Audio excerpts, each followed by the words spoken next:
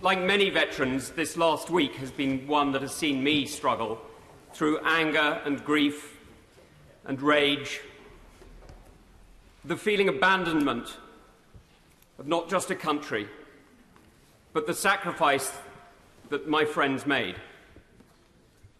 I've been to funerals from Poole to Dunblane. I've watched good men go into the earth, taking with them a part of me and a part of all of us. And this week has torn open some of those wounds, left them raw, left us all hurting. And I know it's not just soldiers. I know aid workers and diplomats who feel the same. I know journalists who've been the witnesses to our country in its heroic effort to save people from the most horrific fates. I know that we've all been struggling. And if this recall has done one thing, let me tell you now, Mr. Speaker, it's achieved one thing already. I've spoken to the Health Secretary, who's already made a commitment to do more for veterans' mental health. Yeah. I was never prouder than when I was decorated by the 82nd Airborne after the capture of Musakala. It was a huge privilege to be recognised by such an extraordinary unit in combat. To see their Commander-in-Chief call into question the courage of men I fought with, to claim that they ran.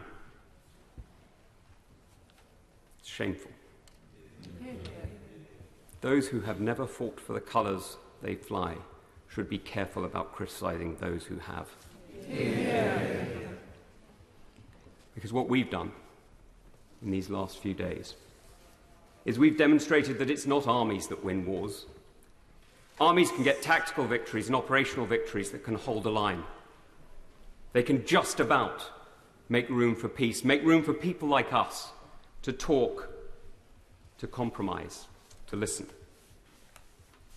It's nations that make war.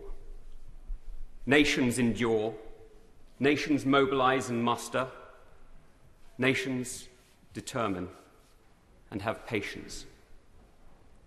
And here we've demonstrated, sadly, that we, the West, the United Kingdom, does not. Now, this is a harsh lesson for all of us.